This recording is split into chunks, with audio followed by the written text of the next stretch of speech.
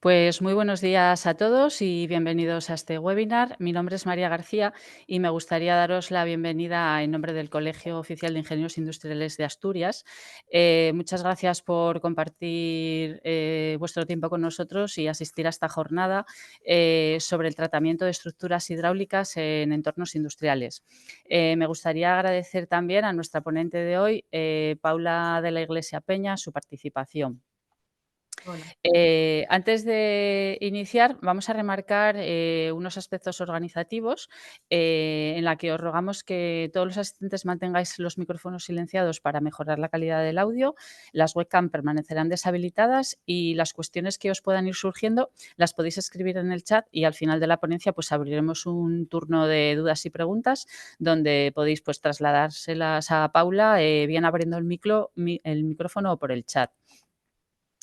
Como decía, hoy nos acompaña Paula de la Iglesia Peña y os la voy a presentar brevemente haciendo una reseña a su currículum. Paula es licenciada en Arquitectura, especializada en Urbanismo y Planeamiento Urbano, redacción de proyectos y dirección. Actualmente trabaja en el Departamento de Asistencia Técnica de MAPEI.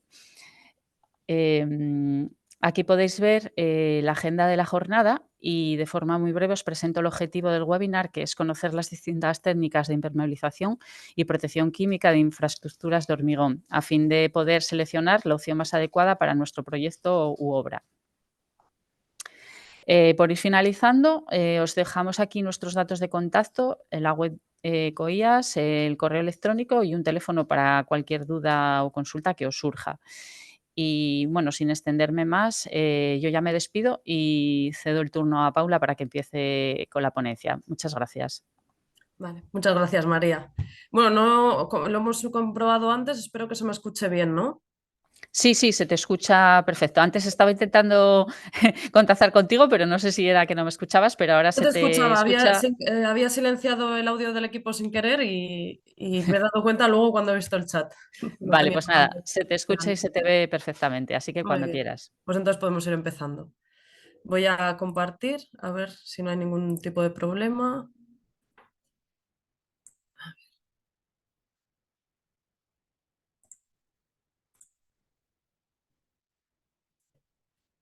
Vale, a ver, un momento. Ahora, perdonad. Bueno, buenos días. Muchas gracias a todos por asistir y muchas gracias a María por la introducción que me ha hecho.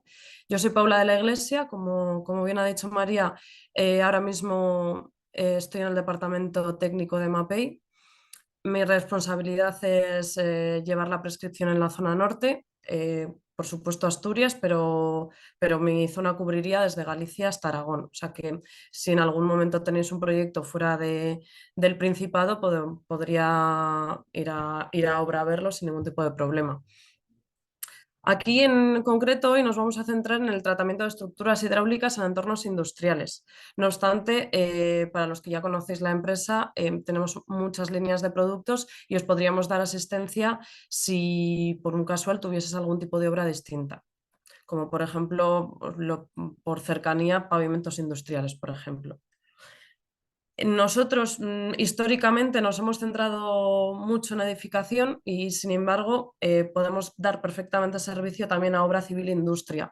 Quizás aquí seamos menos conocidos en estos dos campos, pero no por ello los sistemas que tenemos no dejan de ser eficaces en este tipo de estructuras. Aquí, como veis, en esta diapositiva para poder encuadrar un poco a la empresa, veis todas las líneas de productos que llevamos. Nosotros nos vamos a centrar prioritariamente hoy en las que veis a la izquierda en azul. No solamente impermeabilización, porque no quería que fuese una lista de tipos de impermeabilizaciones que se pueden aplicar en infraestructuras industriales, sino también muchas patologías que os podéis encontrar en estructuras existentes, preparación previa del soporte, reparaciones, refuerzos, etcétera. Para eso, las líneas que vamos a necesitar sobre todo va a ser sellado de juntas y adhesivos pertinentes, reparación estructural con morteros de reparación, anclajes, etcétera, sistemas de refuerzo estructural, prioritariamente fibra de carbono, Y por último, ya propiamente dicho, los sistemas de impermeabilización. Bueno, MAPEI es para los que no nos conozcáis, es una empresa multinacional. Yo creo que lo más importante de todas estas cifras que podéis ver aquí es el I+D que cada año se destina para investigación. Estamos hablando siempre del 5%, del 5% del acumulado global del año anterior. Este sería un mapa donde se encuentran nuestras sedes. Nosotros seríamos una filial de MAPEI, somos MAPEI Spain. Nuestra sede está en Barcelona, pero tenemos plantas en distintos sitios de la península para poder dar un servicio más rápidamente. Y bueno, un poco por cómo se está desarrollando el mercado en los últimos tiempos, quería haceros una pequeña introducción sobre la sostenibilidad y los productos sostenibles, que es hacia donde está yendo ahora mismo nuestras líneas de productos. Calidad, podemos relacionarlo de manera análoga a la durabilidad. Con productos con mayores calidades, obviamente vamos a conseguir reparaciones e intervenciones con mucha más durabilidad. Y según la formulación de estos productos, podemos llegar a reducir el impacto ambiental. Por supuesto, la calidad ambiental interna mediante un control exhaustivo es requisito básico en nuestra empresa. Y luego la compensación de este posible impacto ambiental, de estas emisiones que no podemos dejar de producir por la tipología que tienen algunos de los productos que tienen emisiones SCOP, que por su formulación es imposible evitarlas, tendríamos programas de compensación. Nuestra línea en concreto sería la línea 0. Cuando veáis algún producto con esta etiqueta, significa que ha sido reformulado o que se compensa mediante esas intervenciones. Y bueno, en cuanto a sostenibilidad, aquí veis un poco el análisis del ciclo de vida de los productos. Yo siempre digo que la mejor intervención, la más sostenible, es aquella que sea dimensionada adecuadamente, que sea especificado correctamente en fase de proyecto y que por lo tanto va a ser mucho más duradera. De esta manera vamos a provocar menos desechos, menos intervenciones a lo largo del tiempo y mayor durabilidad. Bien, el contenido de la jornada ya lo hemos visto con María. Vamos a ver un poco primero los conceptos básicos en cuanto a la protección e impermeabilización de estructuras en industria. Luego los tipos de impermeabilizaciones que hay, centrándonos en dos familias, que serían las láminas preformadas o las membranas líquidas. Y luego vamos a ver pormenorizadamente cada una de ellas. Por último, si queréis hacer preguntas y demás, por tema de organización, yo creo que es mejor dejarlo al final. Si veis que se os va a olvidar, lo podéis poner en el chat y luego lo veo. Bien, pues vamos a comenzar ya propiamente la jornada después de esta somera introducción con los principios básicos.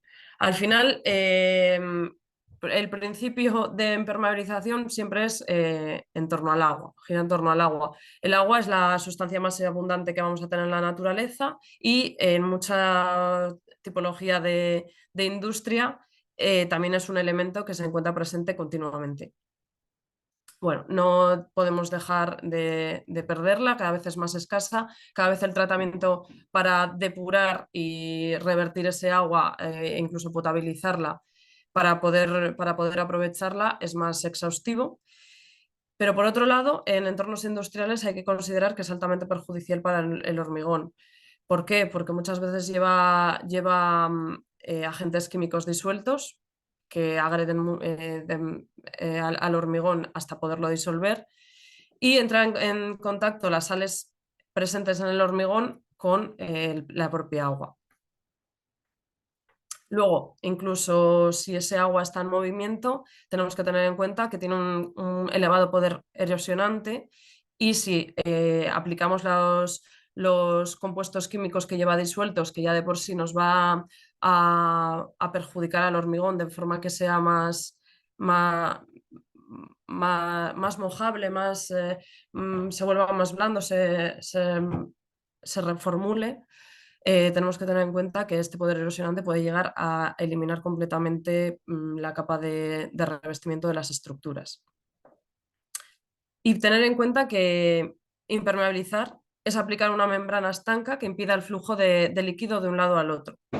En el caso de líquidos altamente agresivos, la impermeabilización tiene que ser además químicamente resistente. Vamos a ver que no todas van a aguantar exactamente lo mismo.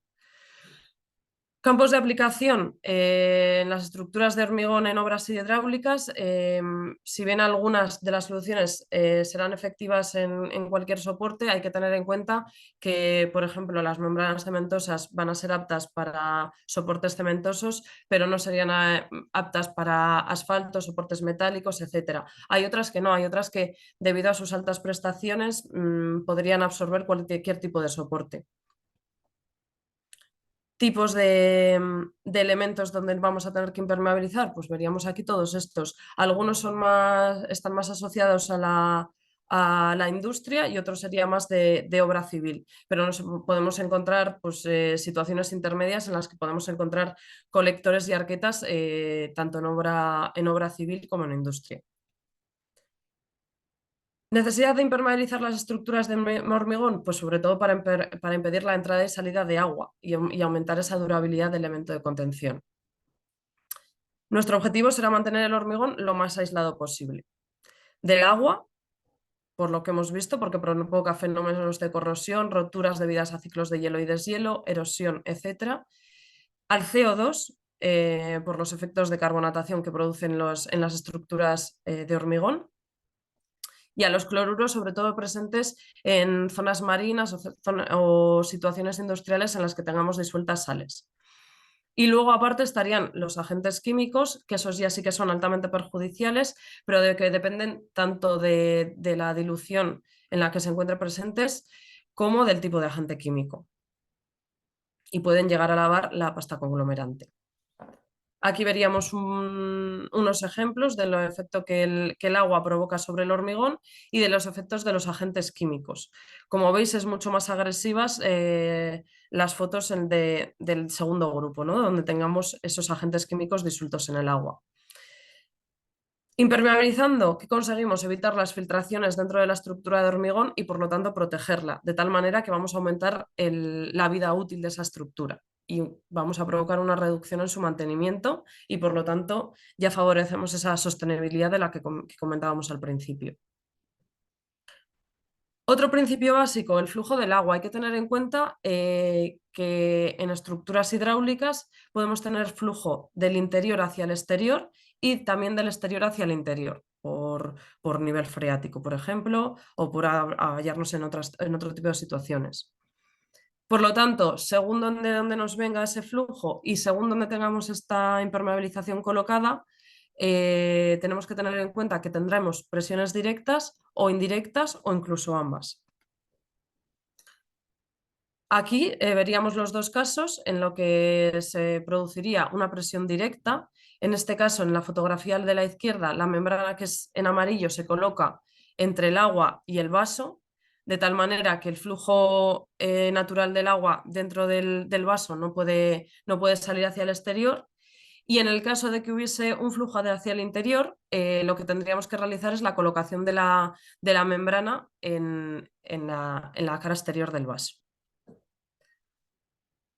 Hay que tener en cuenta que hay que intentar diseñar esa impermeabilización para impermeabilizar siempre, siempre que se pueda, al menos frente a presión positiva. ¿Por qué? Porque de esta manera ya estamos protegiendo la estructura. De la otra manera, el agua va a penetrar a través de la estructura y solo después la pondremos contener.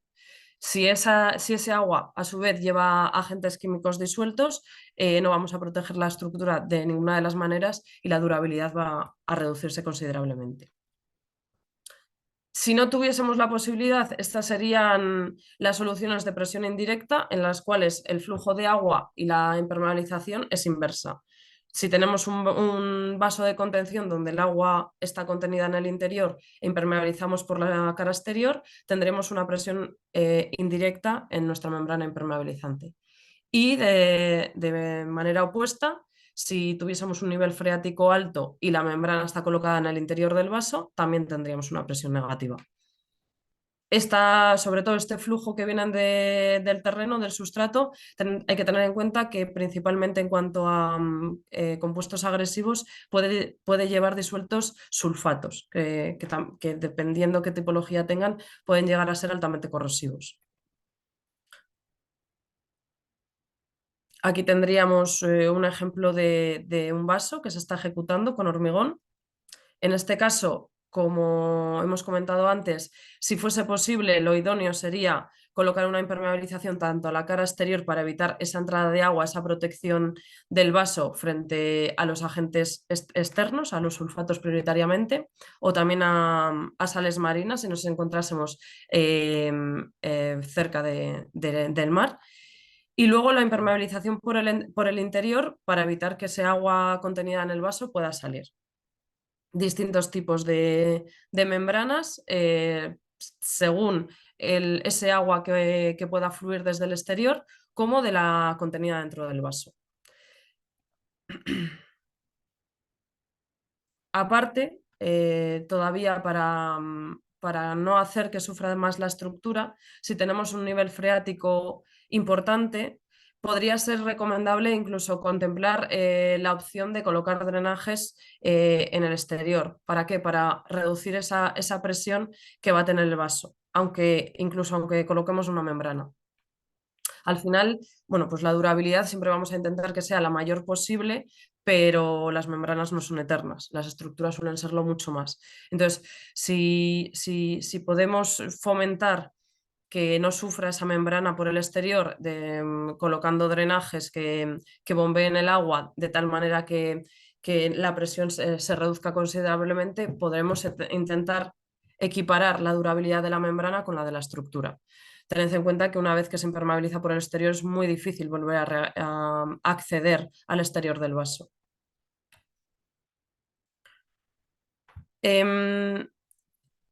Tendríamos la construcción del vaso, la impermeabilización externa colocando láminas o membranas por el exterior, según se realice antes o después de la construcción del vaso, y luego ya se ejecutaría la impermeabilización interna. En cuanto a membranas impermeables, se podría definir como revestimientos continuos a bases de membranas líquidas o preformadas capaces de soportar determinada presión hidráulica, originada por una columna de agua o de otros compuestos o agentes diluidos en ella. Tened en cuenta que no todas las membranas son igual de impermeables. En este caso, lo que se observa en las fichas técnicas es la presión que pueden soportar. A mayor columna de agua soportada, mayor impermeabilidad. Y una membrana, según lo que define la ficha técnica, puede ser impermeable frente a una columna de agua, pero no para otra. Por ejemplo, nosotros consideramos aceptables valores de impermeabilizar valores mayores en cuanto a expresión de 1,5 bares o 15 metros de columna de agua. Pero aparte de esto, esas prestaciones en cuanto a la presión que pueda soportar la membrana no van a ser debidas simplemente al propio material, sino a las intervenciones previas que vayamos a realizar. El soporte tenemos que tenerlo correctamente tratado. Y antes de ejecutar esa membrana impermeable que os indicó a la izquierda, hay que hacer toda una serie de tratamientos previos, que pueden ser, si fuese un vaso ya ejecutado, tratamiento de fisuras, reparaciones estructurales, ya sea por deterioro de la estructura, como por ejemplo falta de vibrado que ha producido coqueras en la superficie, regularización de esa superficie en ese caso, protección del hormigón mediante las propias membranas o incluso pinturas anticarbonatación y importante también el tratamiento de las juntas que tengamos que hacer previamente, como puede ser de los elementos pasantes, de las medias cañas que haya que observar o de las juntas estructurales. Vamos a ir en orden y vamos a ver primero los trabajos previos que se requerirían antes de la colocación del sistema de impermeabilización que hayamos elegido. Lo primero que tenemos que ver es si nuestra estructura está expuesta a entrada de agua inmediata. No podemos trabajar nunca con una entrada directa de agua, por lo tanto lo que tenemos que hacer es una obturación de aquellas vías de agua que se encuentran en ese momento, sobre todo porque tengamos que ejecutar la impermeabilización cuando el nivel freático está alto o cuando impermeabilicemos un vaso por el exterior con el líquido contenido en el mismo. En este caso, lo que utilizaríamos sería o morteros ultra rápidos que tienen un tiempo de trabajabilidad muy bajo. Estaríamos hablando de molturarlo y colocarlo y prácticamente de forma instantánea obturaría la vía de agua, de forma que lo que viene a ser es la colocación de un tapón en esa vía de agua. Y por otro lado estaría la inyección de resinas acuarreactivas, resinas bicomponentes de poliuretano, que ya requiere pues eso, de un equipo adecuado y de aplicadores más especializados que puedan ejecutarlo. Estas resinas acuarreactivas lo que tienen es una baja viscosidad según lo que queramos conseguir o alta.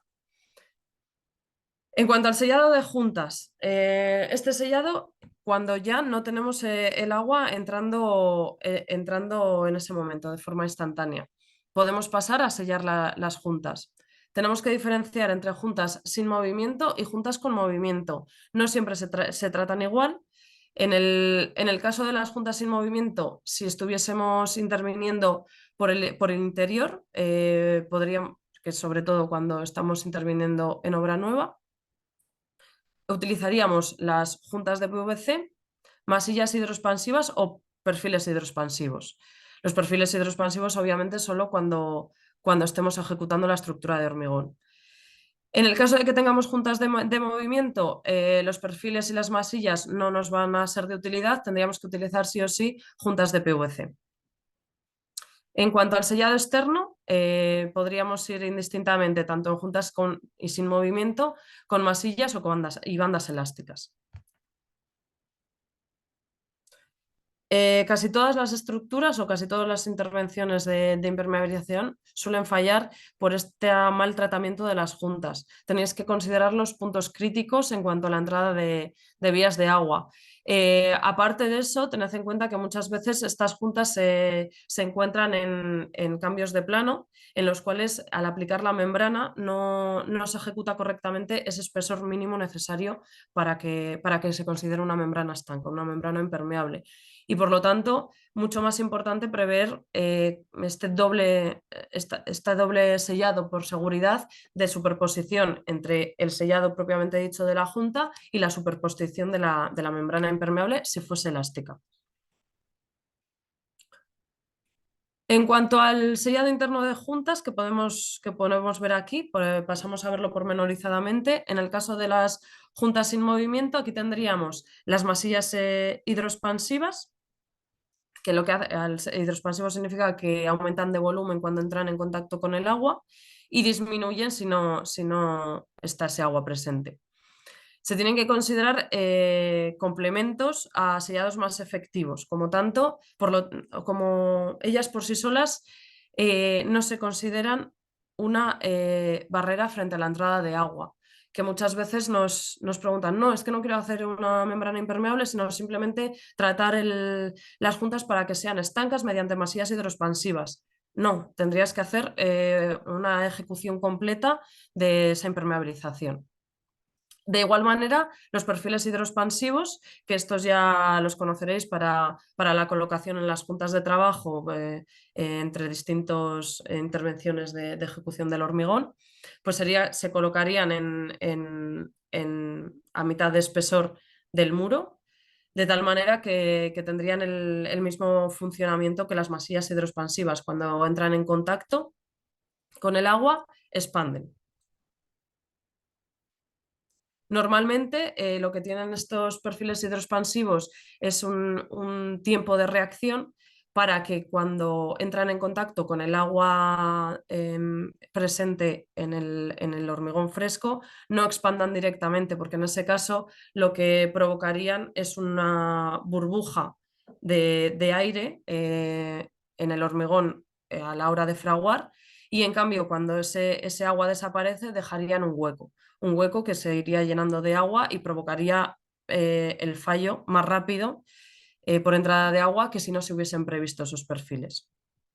Aquí están pensados para que un tiempo después, cuando el hormigón ya esté en fase de curado y por lo tanto no pueda soportar los empujes del perfil hidroexpansivo, comiencen su expansión. Y por último estarían las bandas de sellado interno, las bandas de ala de avión, que tendrían el mismo sistema que los otros dos.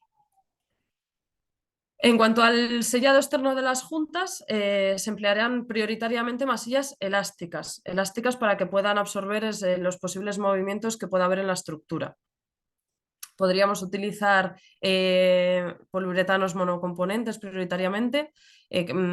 Algunos bicomponentes también serían importantes considerarlos para tener en cuenta sobre todo las características frente a agresiones químicas que puedan tener. Y luego en EDARS tenemos que contemplar también las masillas silicónicas. No tengáis en cuenta las siliconas que muchas veces se comentan que hay en el mercado, que normalmente están adulteradas con otros tipos de productos, sino que tenemos que centrarnos en siliconas de reticulación acética. Tienen muchas más altas prestaciones y son susceptibles de ser utilizadas en este tipo de infraestructuras. ¿Para qué nos sirven estas masillas? Para rellenar superficialmente tanto las juntas como las pequeñas fisuras que se hayan podido provocar en las estructuras de hormigón.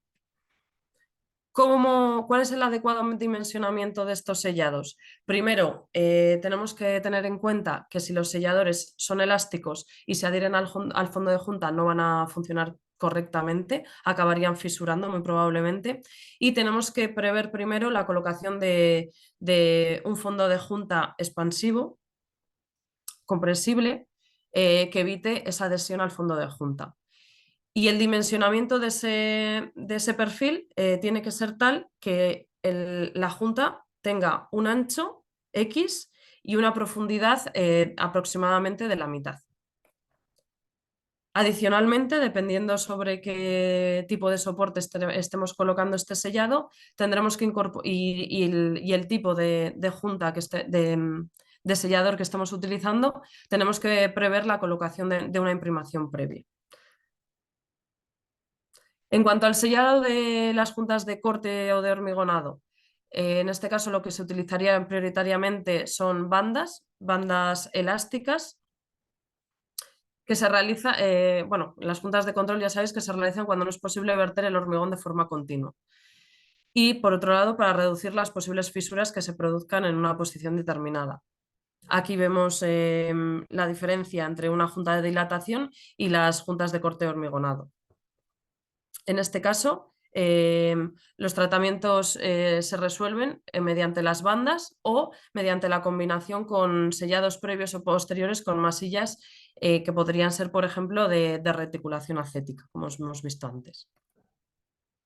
Aquí veis una de las bandas, en este caso son bandas engomadas con un fieltro en los laterales, de tal manera que lo que se intenta es solapar la membrana impermeable, como veis aquí, cementosa, con esa banda, pero de tal manera que solo se solapen los laterales de la banda, nunca el centro para poder favorecer los movimientos que puedan ser necesarios que tenga. Otro tipo de bandas para juntas y ángulos en cambios de plano son aquellas que van completamente embebidas en la membrana impermeable. En este caso, el geotextil, el tejido no tejido, se encuentra en toda la superficie de la banda y se embeben completamente en la membrana. Si tuviésemos juntas de dilatación estructurales, aquí ya hay que irnos a otro tipo de bandas con unas prestaciones mucho más altas. Son bandas TPE, bandas de poliolefina termoplástica elastomérica, significan las siglas, y lo que se hace es colocarlas en forma de omega invertida para favorecer que tengan todavía mayor posibilidad de expansión. según los requerimientos de la junta estructural, y se colocan adhiriéndolas en las alas con un mortero epoxídico. Aquí veis cómo se instalaría. Y luego podemos revestir esa omega, ese hueco que nos ha formado, con una masilla. Veis distintas soluciones en distintas estructuras en cuanto al tratamiento de estas juntas estructurales, y en muchas ocasiones por temas de seguridad incluso se prevé la instalación de este tipo de bandas en cualquier tipo de juntas, en cambios de plano que pueda haber, en juntas de hormigonado, por esas prestaciones, esa capacidad de elongación mucho más alta que tienen respecto a las otras que hemos visto. En este caso, aunque sería una obra hidráulica, aquí se ve muy bien como todo el sellado de juntas se ha realizado con estas bandas estructurales.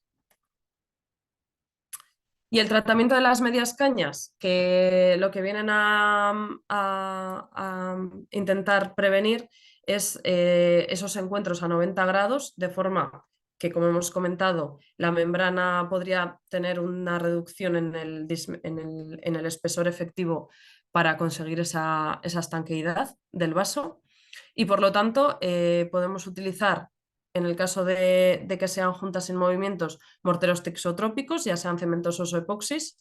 En ambos casos, ambas naturalezas son rígidas y no admiten movimientos. Tendríamos distintos morteros de reparación que se pueden utilizar para la creación de estas juntas. Y si tuviésemos ligeros movimientos, ya nos iríamos a esos sellados elásticos que hemos visto previamente con masillas de poliuretano. O alternativamente a las masillas de poliuretano o de forma combinada, podríamos prever la instalación de estas bandas. Incluso bandas estructurales todavía para mayor seguridad. Para el tratamiento de fisuras, las fisuras también son puntos críticos, son patologías que normalmente nos encontramos cuando estamos tratando una estructura existente que tengamos que reparar, y hay que tratarlas de forma adecuada.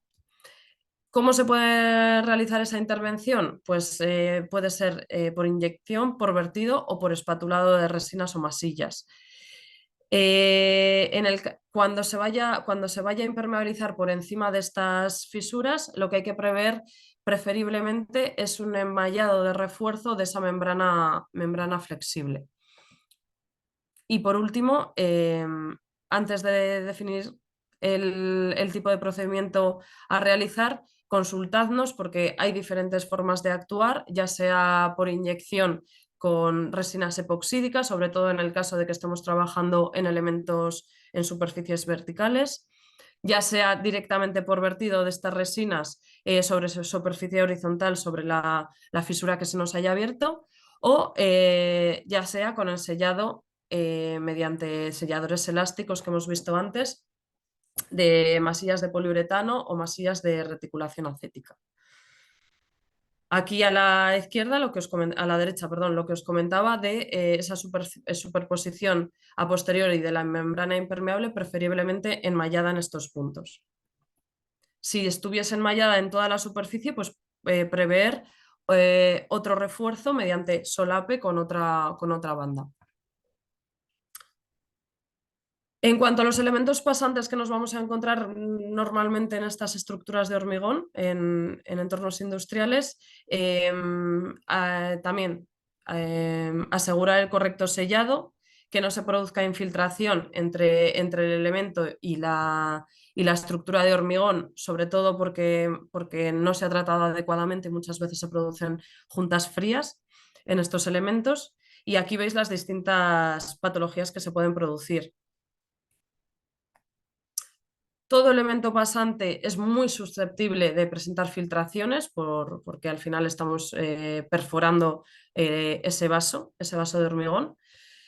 Y tener en cuenta que los tubos de acero y de PVC, por la superficie que tienen, son muy poco adherentes.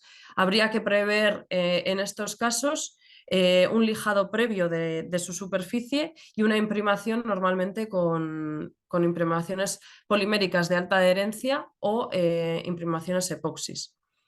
Cuando utilicemos imprimaciones epoxis, antes de que sequen, todavía sobre fresco, lo que hay que prever es un espolvoreo de árido que nos favorezca esa rugosidad superficial. Si no lo realizásemos, todavía tendríamos una superficie peor que la que presentaban de inicio los elementos pasantes de PVC y acero, porque el epoxi va a vitrificar y nos va a crear una superficie en absoluto adherente. Casi sería preferible dejar el PVC lijado o el acero e intervenir directamente sobre él. Y aquí como muchas veces se me presentan estas preguntas, todas estas soluciones de los elementos pasantes que estamos viendo pueden ser alternativas válidas o pueden superponerse en favor de la seguridad.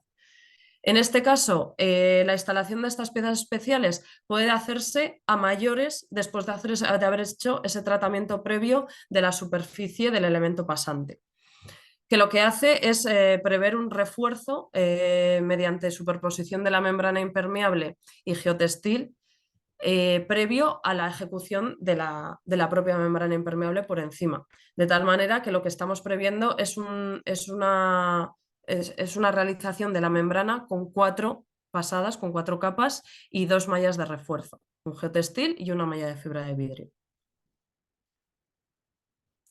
Piezas especiales en situaciones en las que no tengamos como tal el elemento pasante que tengamos que respetar, podremos introducir piezas ya conformadas de tal manera que esos sellados se hayan visto resueltos y que no haya que prever a mayores ni tratamiento de elemento pasante, ni sellado elástico, ni nada. Aquí directamente lo que se instala es el elemento preformado y se solapa con la membrana impermeable. Y el correcto tratamiento de los elementos pasantes es fundamental para una correcta impermeabilización. Si no se ha realizado esto, es muy probable que se nos produzca un fallo, no de la membrana, sino de la falta de continuidad de la membrana en estos puntos. Otro tratamiento, otra previsión a mayores de lo que podemos ejecutar en estos elementos pasantes para soluciones de altas prestaciones sería la eliminación del hormigón en un espesor definido previamente, mayor o menor, de tal manera que podamos rellenarlo a posteriori una vez se ha instalado el elemento pasante con un mortero tricomponente de cemento y epoxi o con un mortero cementoso. Esto según sea una solución de altas prestaciones o una solución estándar. Para huecos grandes. Si simplemente no se ha hecho ese repicado del hormigón y hay un desfase entre el diámetro del elemento pasante y el hueco previsto de hormigón, normalmente se rellenan con resinas epoxídicas, en el caso de una solución de altas prestaciones, o con inyección de productos cementosos. No obstante, aparte de esto, lo que habría que prever, pues eso, lo que hemos dicho, el tratamiento de la superficie del elemento pasante y la instalación de un perfil hidroexpansivo colocado, a ser posible, con masilla hidroexpansiva también.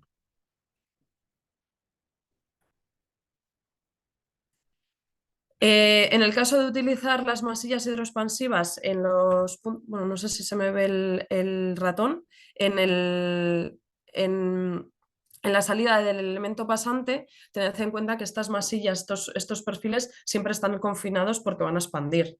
No se pueden colocar como un sellado, como a modo de sellado elástico, porque van a saltar. Van a saltar y encima nos van a dejar un hueco que favorecerá la entrada de una vía de agua. Hay que prever un recubrimiento mínimo de entre 5 o 10 centímetros, normalmente estaremos jugando en torno a unos 6-7 centímetros, para poder asegurar un recubrimiento, un estanco de ese perfil hidroexpansivo.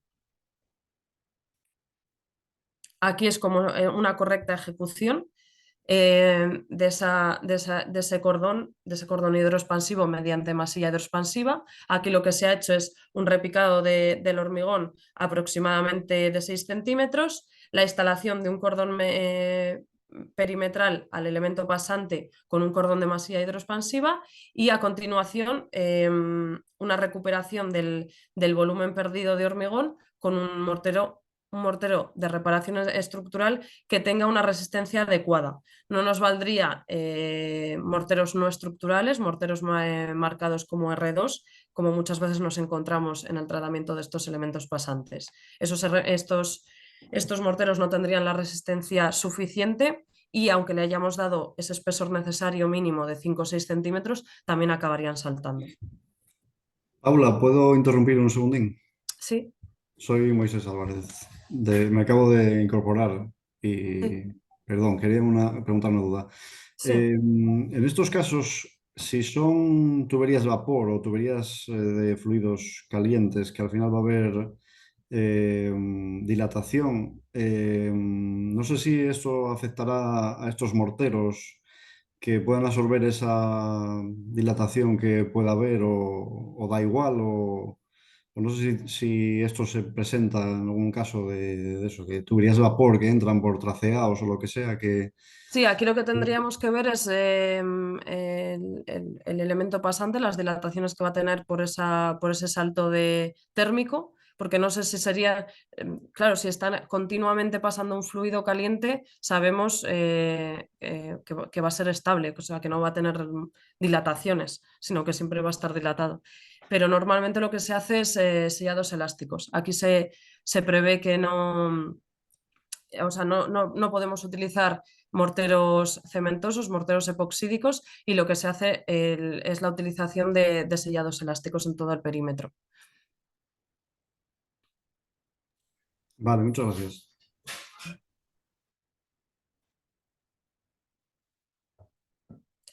Eh, bueno, esto ya lo hemos comentado, pasamos. Aquí veis cómo se está instalando con un mortero de reparación marcado como R3, por ejemplo, en este caso, se ha repicado en todo el perímetro del elemento pasante la estructura de hormigón, se instala el cordón de masilla hidroexpansiva y a continuación se sella con ese mortero de reparación. Y en el caso, bueno, ya si tenemos todos estos elementos pasantes correctamente ejecutados, lo que tenemos que pasar a continuación es a realizar una reparación estructural en el caso de encontrarnos en situaciones de patologías de la propia estructura de hormigón. ¿Cómo sería una actuación completa de reparación estructural? Lo que tendríamos que hacer es una correcta preparación del soporte, normalmente mediante hidrodemolición, chorro, picado de la superficie, eso dependiendo un poco de las dimensiones de la patología y del elemento estructural. Las armaduras, en el caso de ataque químico, van a estar oxidadas prácticamente con seguridad. Lo que tenemos que hacer es un cepillado de esas armaduras. Si se pudiesen recuperar, podríamos pasar a un pasivado de las mismas con un pasivador, de forma que encapsularíamos toda la armadura de acero. Y si no, lo que tendríamos que hacer sería sustituirla mediante anclaje químico. Y por último, lo que necesitaríamos es una reconstrucción volumétrica con morteros de reparación adecuados. Pueden ser morteros con una resistencia estándar, un R3, o R4, que sean sulfurresistentes, que sean morteros rápidos porque, por las necesidades de puesta en obra, que sean tixotrópicos, fluidos, etc. Una vez realizada esta recuperación volumétrica, si fuese necesario la inyección de fisuras mediante productos epoxídicos y también considerar la necesidad del refuerzo de la estructura con sistemas prioritariamente de fibra de carbono. Por último, frente a la exposición de agentes ambientales y la impermeabilización, tendríamos que tener en cuenta que, aparte de las membranas impermeables que vamos a ver ahora, tendríamos otros tipos de pinturas para protegerlos frente a la carbonatación o frente a a la agresión de los rayos UVA, pues, por ejemplo, sobre membranas de poliurea o de poliuretano. Aquí veis, esta sería la pasivación previa de las estructuras mediante un pasivador. Nosotros recomendamos esta intervención previa y no esa introducción de morteros con inhibidores de la corrosión, porque siempre estamos hablando de estructuras que a su vez pueden ser susceptibles de volver a fisurar con el paso del tiempo. Si tenemos, si esa pasivación de las armaduras la hemos dejado al 100% en manos del mortero de reparación estructural y fisura, no va a crear ningún tipo de barrera protectora para la introducción de ese agua, de ese CO2 a través de las fisuras que se hayan formado con el paso del tiempo.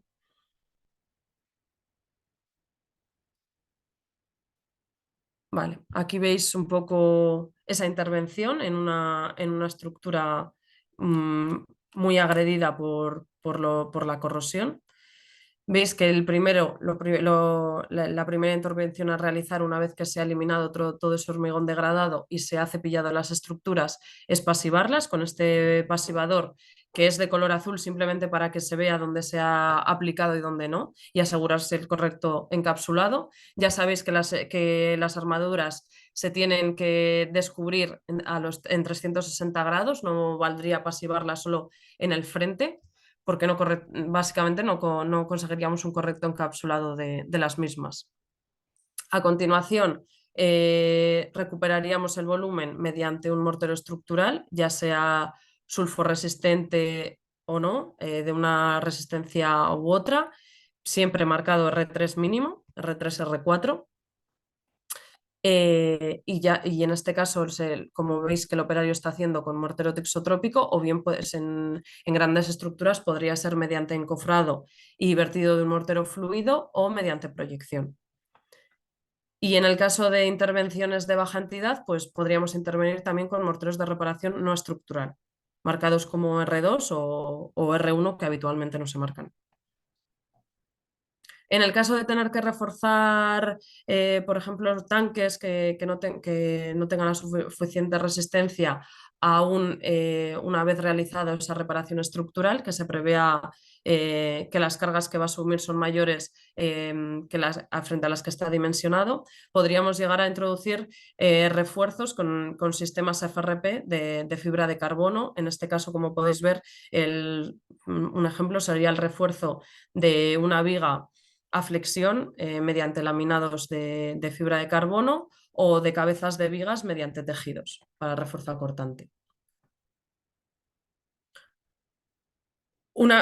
Otro tipo ya de patología menos crítica, pero que nos va a evitar, nos va a impedir esa correcta realización de la membrana impermeable, porque las membranas son en general de muy bajo espesor, estamos hablando aproximadamente de 1,5 mm, 2 milímetros, como muchísimo nos podríamos ir hasta los 5 milímetros de espesor, sería la reparación de todas las coqueras o nidos de grava que podamos tener. En este caso, tanto en obra ya realizada como obra nueva.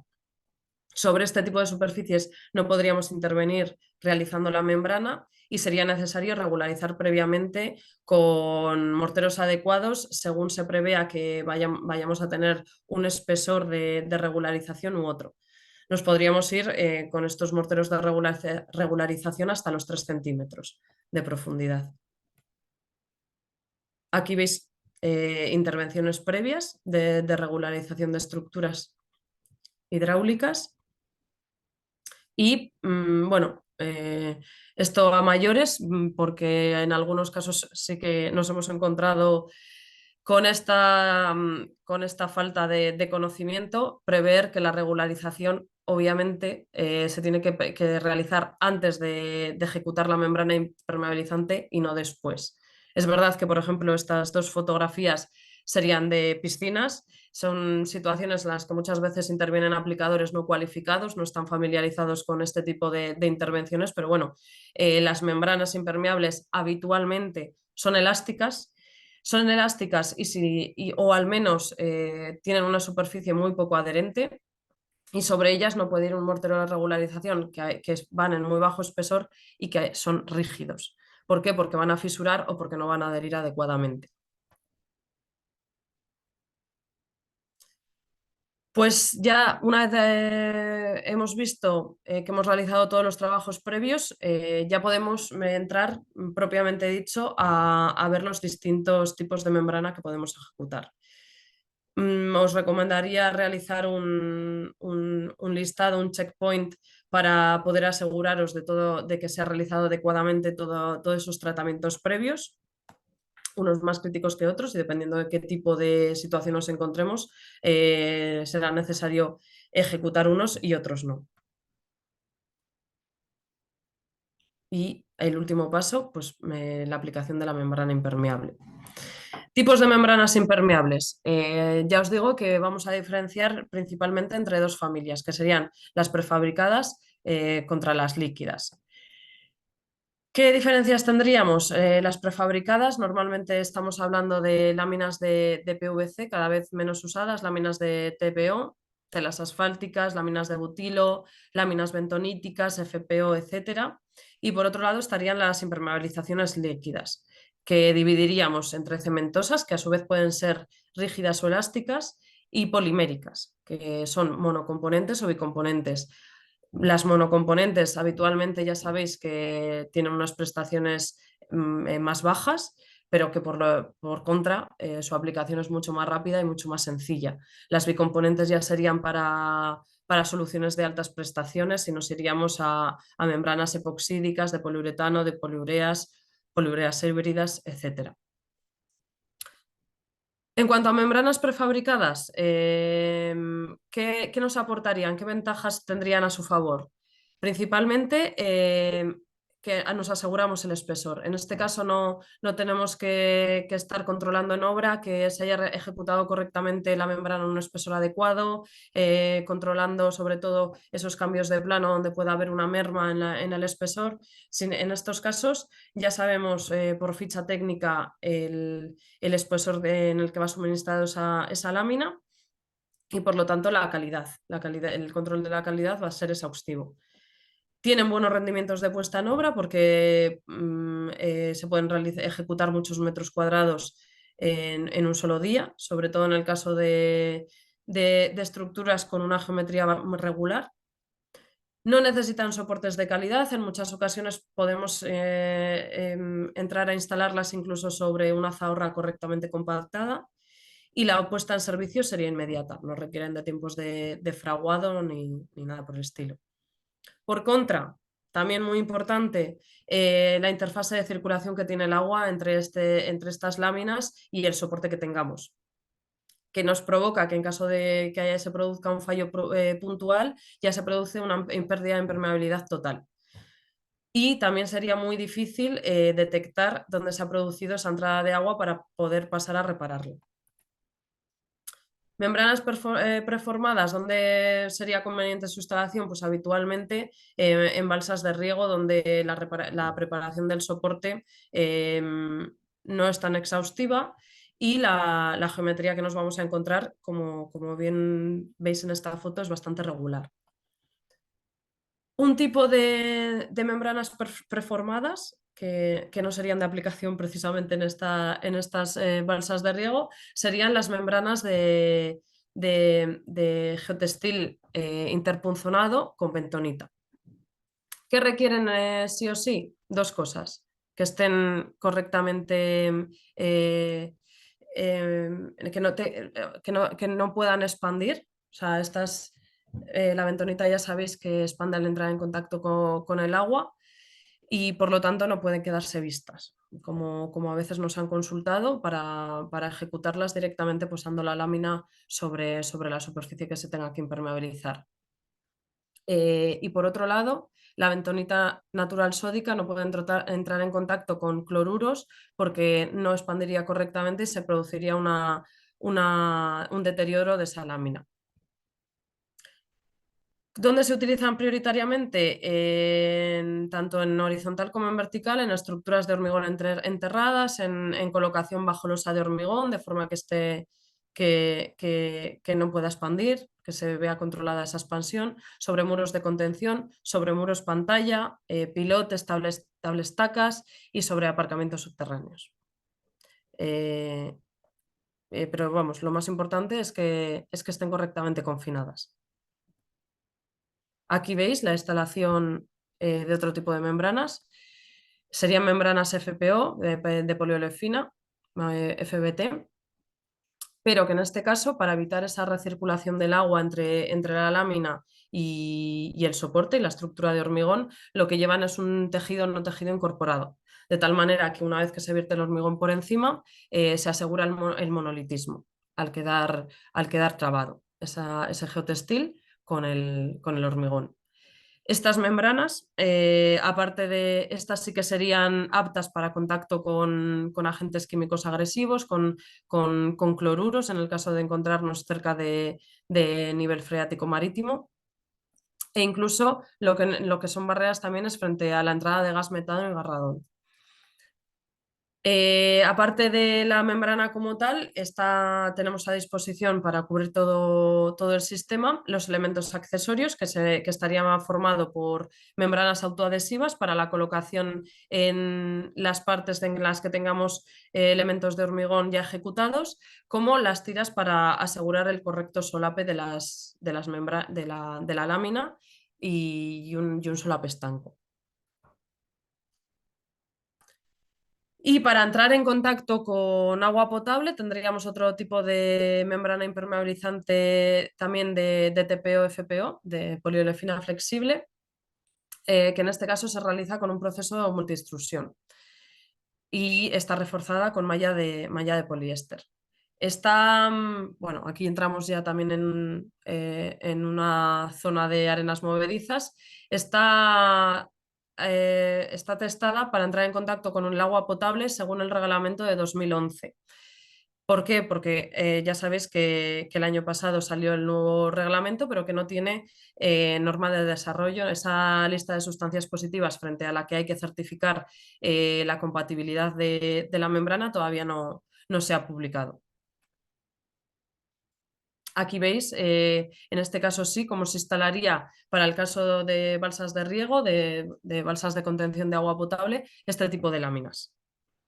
Láminas que son muy resistentes, al igual que las anteriores que hemos visto. Y por otro lado estarían las membranas de impermeabilización líquidas, donde podríamos tener tanto membranas cementosas como poliureas como poliuretanos. Ventajas a favor, sobre todo que no vamos a tener esa necesidad de ejecutar uniones, solapes, recortes ni nada por el estilo. Para geometrías muy complejas serían de mucha mayor utilidad por la dificultad de instalar una lámina en estas superficies. Van 100% adheridas siempre sobre el soporte sobre el que se apliquen y no permiten esa interfase de recirculación del agua. Y por otro lado, en el caso de que haya un fallo de discontinuidad de membrana, la reparación es fácil, primero porque es muy fácil su localización y la intervención que se tenga que prever a continuación. Por contra, como hemos visto en todo lo anterior, necesitamos una muy buena preparación del soporte, en muchas de las ocasiones que esté seco, que la humedad contenida sea muy baja, normalmente en torno a menos del 4%, que sea un firme que esté limpio, que esté adecuadamente preparado. El espesor de la membrana tiene que ser adecuadamente controlado en obra y la puesta en servicio depende del tiempo de endurecimiento de la membrana. En el caso de las poliureas en caliente nos iríamos a tiempos prácticamente instantáneos, pero en el caso de membranas cementosas tendríamos que esperar hasta su correcto fraguado. Situaciones en las que podemos introducir un tipo de membranas u otras. Si tuviésemos agua sin agresión química, nos podríamos ir tanto con membranas cementosas como con membranas poliméricas, pero en el caso de tener agentes químicos, ya nos iríamos únicamente con membranas poliméricas, véase poliureas, poliuretanos o epoxis. Ventajas de las membranas cementosas. Normalmente son mucho más económicas, son más sencillas de aplicar, no se requiere de aplicadores expertos que puedan ir con sus equipos a aplicarlas y no son barreras para vapor. Permiten un paso del vapor del agua más o menos fluido. Pueden ser rígidas o elásticas según las necesidades del soporte y pueden estar previstas y certificadas frente a contacto con agua potable o no, pero siempre sin agresión química. En el caso de de las membranas poliméricas, tienen mayores prestaciones siempre, no necesitan de imprimaciones específicas, excepto algunos tipos de soporte, pero son más sensibles a esa humedad. En estos casos siempre son barreras para vapor y por lo tanto requerimos de una humedad de soporte muy baja.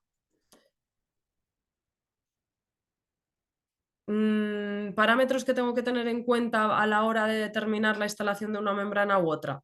Pues esa capacidad de impermeabilizar frente a una presión de agua X que tengamos en esa estructura hidráulica, la resistencia química que va a tener que soportar, el puenteo de fisuras, si vamos a tener un soporte con movimiento o sin movimiento, la resistencia mecánica que tenga que tener, las membranas poliméricas normalmente tienen mayor resistencia mecánica, la adherencia que se necesite y la permeabilidad a los gases. Normalmente barreras para vapor son permeables a los gases y las membranas poliméricas no.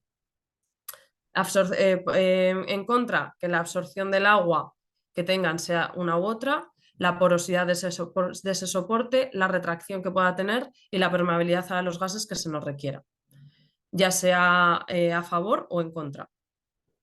A mayor permeabilidad de los gases, menor riesgo de condensaciones y viceversa. Lo que os comentaba del nuevo Real Decreto que salió el año pasado, bueno, nos prevé que está específicamente redactado para los materiales que entren en contacto con el agua de consumo, con el agua potable, pero lo que nos remite es a una normativa de desarrollo, a una lista de sustancias positivas de ámbito europeo en toda la Unión Europea, pero que todavía no ha salido. ¿Qué se está haciendo? Por las necesidades del mercado, testarlas frente a la lista de sustancias positivas que ya se contemplaba anteriormente. Esto nos indica que, bueno, que en principio podría seguir siendo válida porque se prevé más o menos que la lista de sustancias sea más o menos similar a la que ya estaba vigente anteriormente. Otra cosa es la diferencia de concentraciones frente a las que va a tener que ser válida o que se mantenga estable o no. Vamos a pasar a la impermeabilización con membranas líquidas cementosas, que como hemos visto solo estarían aceptadas para impermeabilización de agua sin agresión química. Tendríamos distintos productos. Por un lado, las más básicas serían las membranas impermeables cementosas rígidas, que son productos, por otro lado, que son monocomponentes, son más económicos, son más fáciles de aplicar, resisten perfectamente los rayos UVA cualquier membrana cementosa y pueden ser aptos para presión indirecta positiva, perdón, frente a presión tanto positiva como negativa, presión directa e indirecta. Y es apta para contacto con agua potable según el reglamento y las listas de sustancias positivas anteriormente vigente. Campos de aplicación en las que se puede aplicar, pues depósitos, arquetas, colectores, fosos, que no estén sometidos obviamente a movimientos porque estamos aplicando una membrana rígida que podría fisurar de haberlos. Estas membranas, pues como veis en las fotografías del aplicador, se puede aplicar fácilmente a brocha, en este caso mediante 2 capas cruzadas, o a llana o por proyección. A llana siempre vamos a conseguir regularizar mucho más esa superficie final. Por proyección, por contra, la superficie quedará mucho más rugosa, pero los tiempos de aplicación se verán mucho más disminuidos. El rendimiento es mucho mayor. En cuanto a las membranas cementosas impermeables elásticas, lo que tendríamos es una familia de productos que todos tienen la misma palabra básica y luego, dependiendo de los requerimientos que tengamos, tienen un apellido u otro. Tendríamos el Mapelastic básico, por ejemplo, sería el que está certificado frente a penetración de cloruros, carbonatación y puenteo de fisuras tanto elástico tanto estático como dinámico. Se aplica tanto a llana como por proyección y sería el producto inicial. A partir de este se desarrollaron el resto.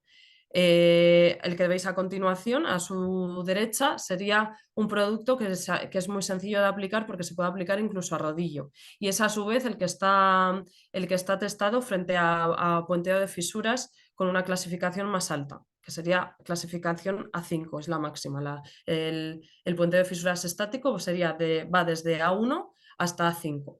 A5 significa que puentea fisuras de más de 2,5 milímetros.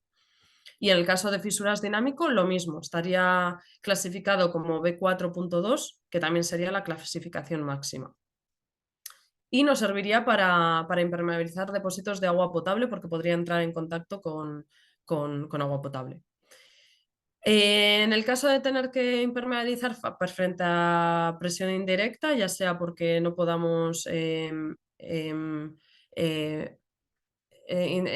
llegar a impermeabilizar frente a presión positiva o porque intervengamos sobre una estructura ya ejecutada, nos tendríamos que ir al siguiente producto, que lo que tiene es una resistencia a presión negativa mucho más alta, de hasta 1,5 atmósferas. Esto nos sirve, pues eso, para fosos, arquetas, galerías, que se necesite impermeabilizar a cara interior en el caso de que el agua nos venga desde el exterior o viceversa. Sería aplicable a brocha, rodillo, llana y por proyección. Y por último, en el caso de situaciones en las que sea necesaria una aplicación rápida, en el caso de industria, por tiempos de ejecución, por paradas de mantenimiento en las cuales tengamos que actuar porque no se pueda parar completamente la línea de producción, o situaciones de carrera de mareas donde solo podamos intervenir durante unas horas al día, nos iríamos con la misma membrana, pero versión rápida, para que frague mucho más rápido. En este caso también tendría muy buena clasificación frente a puenteo de fisuras y estaríamos hablando de tiempos de endurecimiento mucho más rápidos, de en torno a 5 o 6 horas. Todos estos productos, como os comento, no requieren que el soporte esté completamente seco, porque no son barreras para vapor. Y como alternativa, que no creo que os encontréis en entornos industriales, a no ser que tengáis algún proyecto de rehabilitación de industria antigua, en las cuales se prevea la intervención con morteros en base cal, sería la posibilidad de realizar este tipo de impermeabilizaciones con un mortero de impermeabilización en base cal en vez de en base cementosa. Sería muy similar al segundo producto que hemos visto aquí, al Mapelastic Smart, en cuanto a capacidad de puenteo de fisuras estático y dinámico. La clasificación sería la misma. Y lo mismo su aplicación. Veis que el color, al ser en base cal, se vuelve un poco más ocre, pero la membrana como tal es prácticamente análoga a esa otra familia cementosa elástica. Todos estos que hemos visto son productos bicomponentes frente al monocomponente rígido del principio. Y bueno, normalmente se aplica en elementos patrimoniales, pero que muchas veces se han llegado también a proteger como patrimonio histórico, estructuras industriales que se prevé a conservar.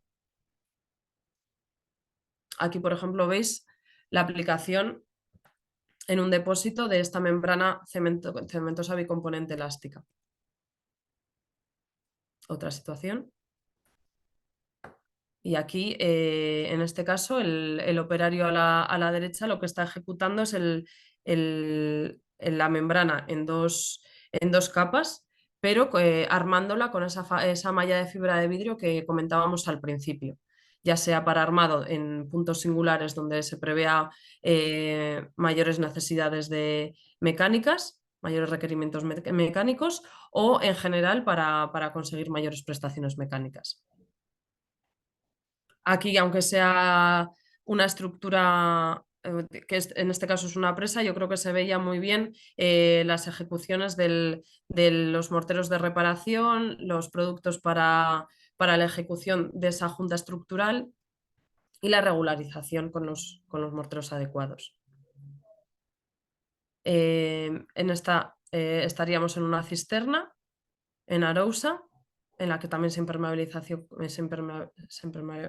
introdujo una impermeabilización cementosa. Y con esto estaría todo lo de esta familia y nos pasaríamos a las impermeabilizaciones químicas con membranas líquidas poliméricas. Aquí ya nos iríamos a situaciones en las que nos encontremos aguas con agentes químicos agresivos, como puede ser colectores, EDARs, ETAPs, cubetos o fosos. Las impermeabilizaciones poliméricas suponen una mayor protección de esa estructura de hormigón y ya pueden ser como dentro de la misma familia de naturaleza epoxídica, de envase poliuretano o poliureas. Importante, estos tipos de membranas normalmente son aromáticas, amarillan en contacto con los rayos UVA o estamos aplicándolas en situaciones en las que no les van a tener esa exposición al sol o si no habría que protegerlas. Y la resistencia química se determina en base a ya sea al agente químico, a la concentración que se prevea de disolución en el agua, la temperatura a la que vaya a estar disuelto y el tiempo de exposición, si va a ser de inmersión permanente o solo ocasional. Y son mucho más sensibles en condiciones de aplicación de humedad de soporte, en el cual bueno, hay que tener en cuenta la temperatura, el mezclado, los tiempos de puesta en servicio. Aquí tendríamos 4 posibilidades, sería como hacer una matriz en los cuales podemos tener situaciones en las que, por un lado, tengamos estructuras con o sin movimiento y, por otro lado, una necesidad de resistencia química más o menos elevada. Y en este orden podríamos llegar a impermeabilizar de izquierda a derecha en situaciones de necesidades de resistencias químicas medias y estructuras sin movimientos con una pintura epoxi en base a agua, epoxi bicomponente, que es permeable. Esto se aplica en un consumo aproximado de 0,8 hasta 1,2 kilos, dependiendo de la regularidad del soporte, en 2 milímetros de espesor. Está pensada para depósitos, para contención de agua potable, arquetas, pero siempre que no tengamos movimientos. En el caso de estructuras sin movimientos, pero con mayores requerimientos de resistencias químicas, ya nos tendríamos que pasar a una pintura, en vez de envase agua, 100% sólidos, bicomponente. Por ejemplo, para la impermeabilización de cubetos en los que se prevé una alta agresión química, pero que no tienen movimientos porque son estructuras monolíticas, se podría impermeabilizar con este tipo de productos epoxídicos. Y ya cuando sí que se prevean movimientos en el soporte, tenemos que huir de los productos epoxis que son rígidos por naturaleza y nos tendríamos que ir a membranas o de poliuretano o de poliurea. Diferencia, las poliureas siempre van a tener una resistencia química mayor que los poliuretanos. Los poliuretanos se caracterizan principalmente por su elasticidad. Son elongaciones que en raras ocasiones van a ser tan necesarias en estructuras industriales, no tienen tantos movimientos. Los poliuretanos, por ejemplo, sí que son mucho más usados en impermeabilización de cubiertas, donde las dilataciones son muchísimo más mayores que en este tipo de estructuras, pero bueno, siempre que tengamos una estructura con movimientos y con unos requerimientos químicos medio altos, podríamos intervenir con este tipo de membranas. Y en este caso concreto, con este producto que veis en el tercer recuadro, también sería apto para para impermeabilización de depósitos de agua potable, porque está certificado. Y por último, la impermeabilización con mayores prestaciones por la adhesión que tiene al soporte, por la elevada resistencia química que tiene, por el puenteo de fisuras con la mayor clasificación posible, tanto estático como dinámico, y por la certificación para entrar en contacto con agua potable, serían las membranas de poliurea pura, de aplicación en caliente. Ya veis cómo lo está aplicando el operario, que se aplican mediante una pistola. Es bicomponente, por lo tanto, los dos productos se mezclan en boca. Esta máquina funciona a altas presiones y con una temperatura constante, de tal manera que los dos productos se mezclan en boca de salida. ¿Por qué? Porque reticulan en cuestión de segundos. Una vez que se aplican sobre el soporte, el operario podría parar y transitar sobre ella, y ya estaría la membrana preparada para entrar en carga. Importancia de estas membranas poliméricas. La imprimación adecuada que tengamos que aplicar según el soporte que tengamos o según las condiciones de ese soporte. Cada tipo de soporte tiene asociada una imprimación adecuada. Como introducción previa, en el caso de que haya presión indirecta, en el caso de que tengamos una humedad un poco por encima de la apta para la aplicación de la membrana, nos tendríamos que ir con un producto epoxi para poder sellar esos poros, y en el caso de soportes absorbentes, con otro tipo de imprimaciones también epoxídicas. Para superficies metálicas tendríamos otra imprimación, y en el caso de ir sobre antiguas membranas poliméricas, porque se haga un solape de poliuretano con poliuretano, por ejemplo, en un vaso que ya haya sido impermeabilizado anteriormente, lo que hay que hacer es aplicar una imprimación que te reemulsione, o sea, que te dañe esa membrana para que pueda tener una correcta adherencia entre la membrana nueva y la antigua.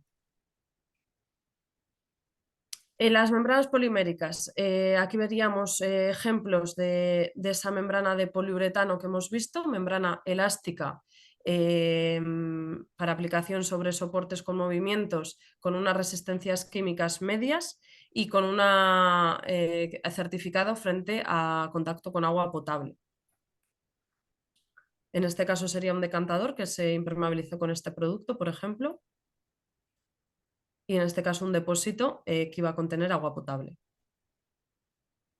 Aquí, bueno, aunque no sea un entorno industrial, simplemente para que guardéis el recuerdo de que estas membranas, al entrar en contacto con rayos UVA, van a amarillear, y si se van a quedar vistas, si no se van a proteger frente a la exposición a los rayos UVA, habría que protegerlas con un acabado alifático.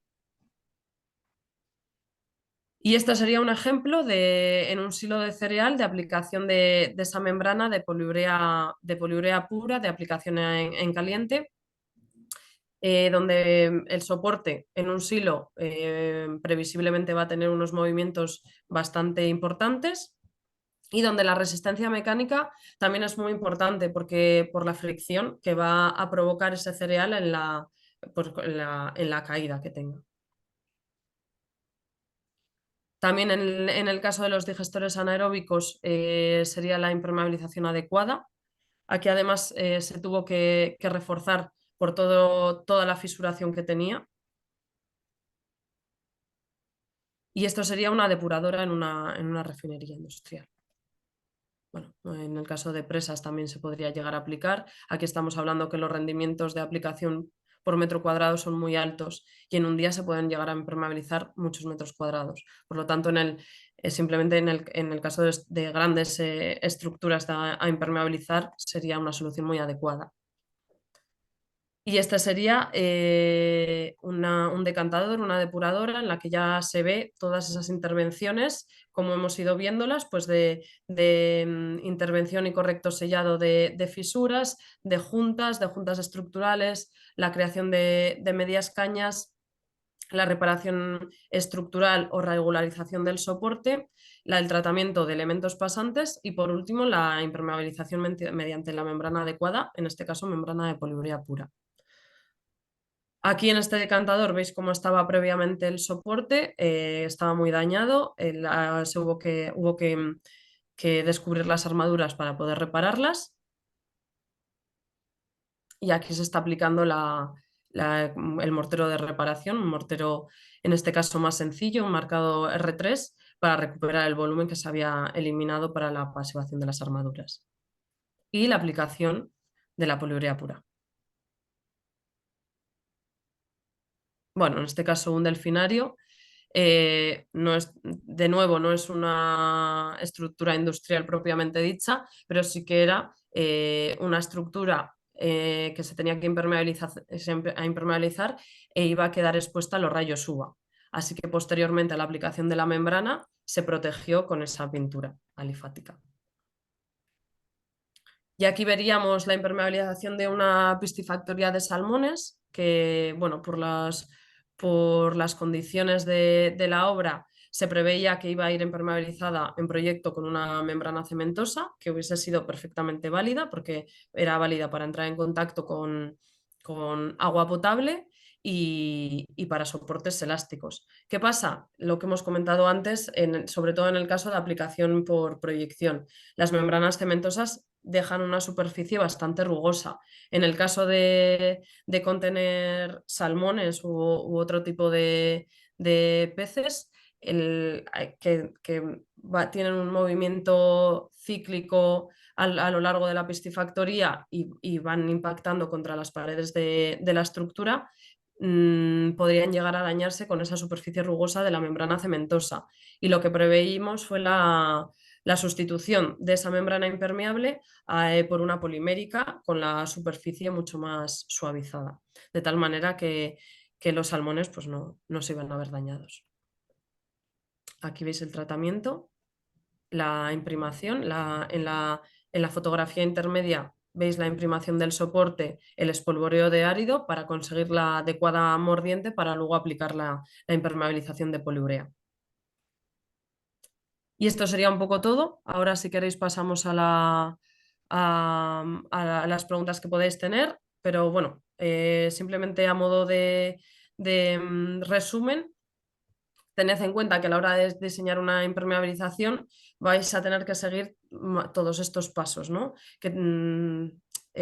Hacer una visualización previa del tipo de vaso que se va a ejecutar, si va a estar enterrado o no, qué agentes va a contener, puntos singulares que hay que ejecutar y resolver previamente, los requerimientos mecánicos que va a tener el vaso, los requerimientos químicos, los requerimientos frente a choque térmico, la limpieza previa del soporte, la humedad que va a tener y la durabilidad esperada.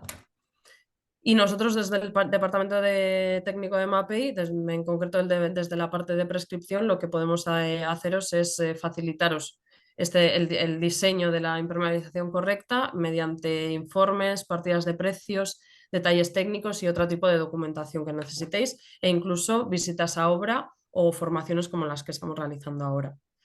Esto sería en cuanto a lo que es la distribución del departamento de prescripción, de qué zonas nos encargamos cada uno. Yo estaría en la zona de Asturias y mis otros compañeros pues cubrirían el resto de las zonas de España. Y bueno, simplemente deciros que en la página web de MAPI hay un apartado de prescripción en el cual ya se ha filtrado un poquito el tipo de documentación que os puede resultar más útil. De todas formas, si tuvieseis alguna duda, siempre podéis contactar directamente conmigo y podemos ver la solución adecuada a la obra concreta que tengáis. Y nada más por mi parte, simplemente si tuvieseis la amabilidad de utilizar el código QR para hacer una encuesta de valoración de la jornada, que ahora nos lo piden, para poder un poco mejorar en frente a posibles futuras formaciones, pues os lo agradecería mucho. Y nada, mis datos están aquí, mis datos de contacto, por si queréis contactarme a posteriori después de esta jornada. Muy bien, pues voy a pasar a ver el chat. Sí, creo que hay alguna preguntilla por ahí por el chat y bueno, de todas maneras, si alguien quiere activar el micro, tenéis permisos para poder activarlos y preguntarle a Paula directamente. Ujú. No hay diferencia entre las de membra, es poliolefina flexible, es la diferencia de denominación que tienen en unas zonas o en otras. Es lo mismo, por eso ponía FPO, TPO.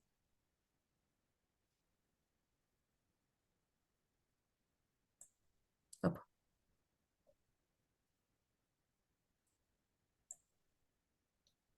No sé si hay otras preguntas. Parece que no. Bueno, María, pues no sé si quieres comentar tú algo más, si hay algo que no haya quedado claro. Yo esta presentación os la haré llegar a través del colegio, si queréis utilizarla.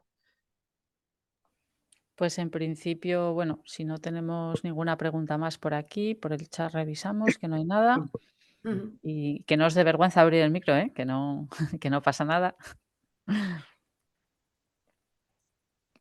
Pues nada, Paula, parece ser que quedó todo bastante claro y agradecer tu participación y tanto a ti como ponente como a los participantes asistentes. Y Mm. nada, pues si no hay ninguna duda más, pues damos por finalizada la jornada y hasta la próxima. Eso es. Pues muchas gracias a todos por vuestra asistencia y a ti, María, por haber organizado la jornada y por darnos soporte. Muy bien, Paula, gracias a ti. Un saludo a todos. Hasta luego. Adiós. Buen día.